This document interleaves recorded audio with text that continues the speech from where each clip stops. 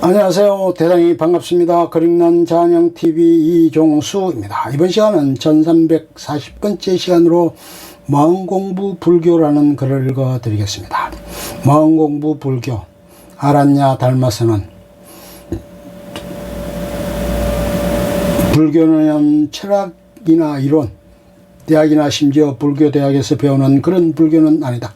마음공부를 통해서 용무, 소주, 이생, 기심 느껴서 알아차리는 모든 것은 일상의 삶에 적극적으로 적용을 하라는 실천이 살아있는 불교다. 자신의 일상을 돌아보는 명상, 참선법은 삶의 요긴한 자양분이 된다. 마음을 가다듬을 수 있는 명상의 시간이 선정이다. 평온, 고요, 기쁨, 행복한 마음으로 치유되는 자기성찰의 공부 하루 한 번은 꼭 선정에 드는 수련을 거칠 때 마음 챙김이 효율적으로 응용되어 건강한 정신과 건강한 몸을 만들 수 있다. 또한 건강한 인생을 만족할 수 있다. 선정을 하는 수행에는 꼭 필요한 세 가지가 있으니 호흡, 몸가짐, 마음 챙김 세 가지다. 일상의 삶에서 마음 챙김이란 말은 쉽지만 실천은 어렵다. 몸은 일에 쫓기고 마음은 갈팡질팡, 호흡, 숨은 쉬고 살고 있는지도 모르고 산다.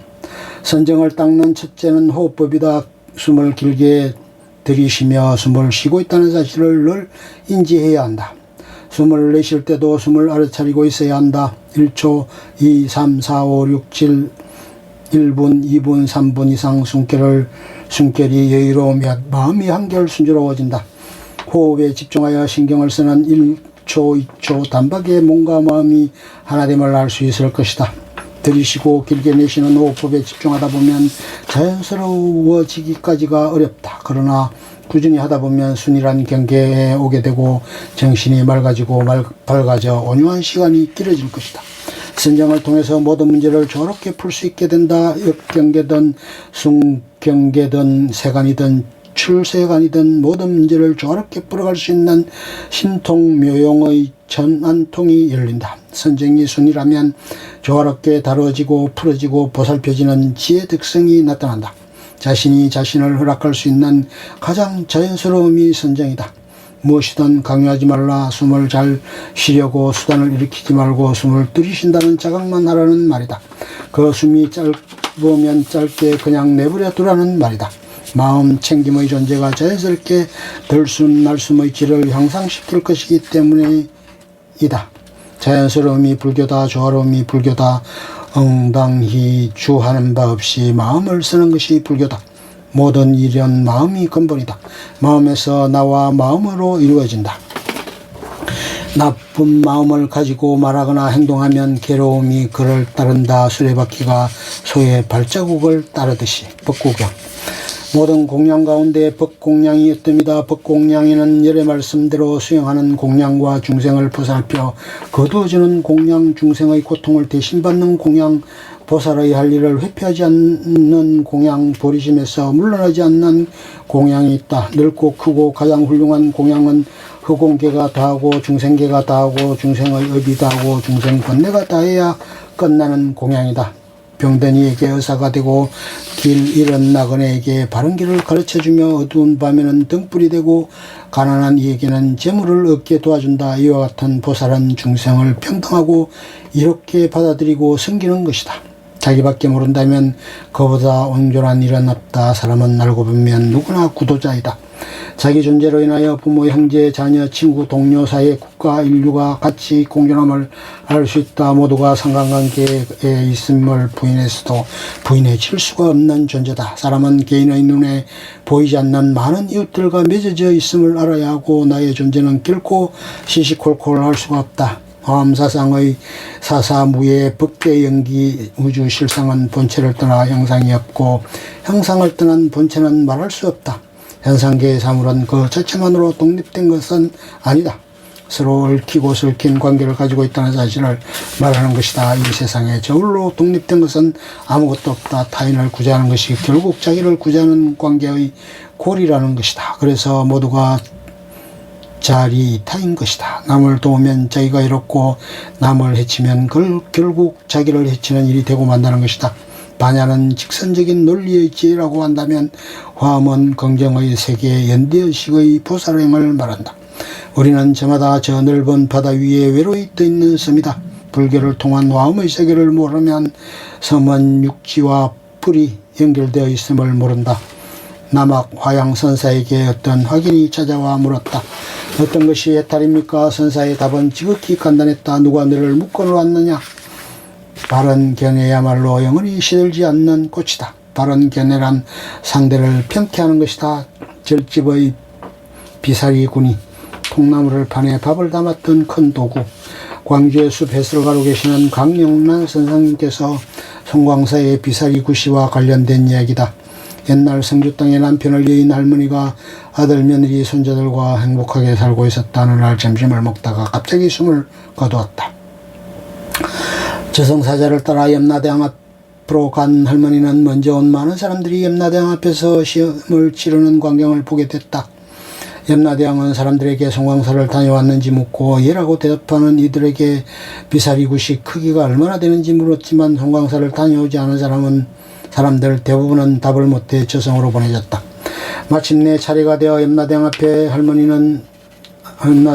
할머니는 송광사에서 초파일에도 가고 보조국사 제삿날에도 가보고 해서 비사구리도 여러 번 보았지만 지어보지는 않아 정확한 크기를 말할 수 없다고 하자 염라대왕은 정직하다고 칭찬하면서 좀 더 살다가 오라고 했다. 할머니가 눈을 뜨니 죽었다고 난리를 떨었던 아들은 깜짝 놀랐고 할머니는 자초지종 비사리구시의 크기를 묻던 염라대왕의 이야기를 들려주었다. 그 길로 할머니와 아들은 송광사로 와서 비사리구시의 크기를 쟀다.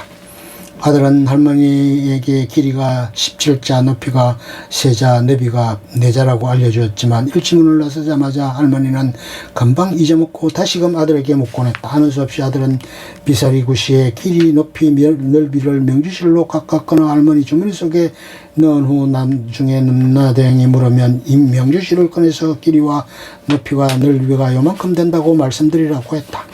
할머니는 그 우천수를 누렸고 이 이야기를 전해 들은 주변의 많은 노인들은 비사리 구리를 잰 명주실을 넣은 주머니를 차고 다녔다고 한다.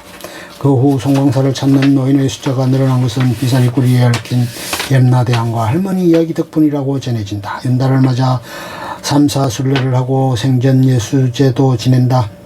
직장 때문에 삼사순례도 못 가고 생전예수제도 올리지 못한 불자도 많을 것이다.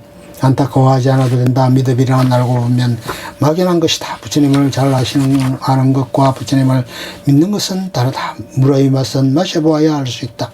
그와 같이 현재 체험하는 모든 현상들이 다 불법이다. 현상과 현실을 부정하고 부처님을 믿는 것은 무명이요 어리석음이다. 진리를 아는 것도 중요하지만 진리와 함께 살아갈 줄 아는 것이 중요하다. 부처님 가르침이 삶 속에 녹아내려야 진정한 믿음이 된다고 본다. 믿음은 안심이 되지만 수고 실천하고 노력 봉사하지 않는다. 믿는다는 것은 쉽다. 맹목적으로 믿으면 위험하다. 현실을 부정하고 현재를 떠나서 찾는 것은 맹목적인 맹신이다. 큰절마다 가면 가람 모퉁이에 길게 놓은 나무통이 비사리굿이다. 저를 찾아서 절밥을 먹으면 착해야겠다고 자신을 생각하게 한다. 대중의 모든 밥을 나무통에 퍼서 큰 스님 작은 스님 구별 없이 나누어 먹는 뜻이 담겨있다. 왕은 백성 위에 군림하지만 부처님은 중생과 함께 존재하는 평등함을 가르치는 의미가 담긴 비사리굿이다. 늘 함께 있는 자성부처를 잊어버리지 않기 위해 집에서 직장에서 인터넷 법당을 통해서 자기를 점검하고 기도하라는 말이다. 바른 공부란 자기를 잊어버리지 않는 공부이다.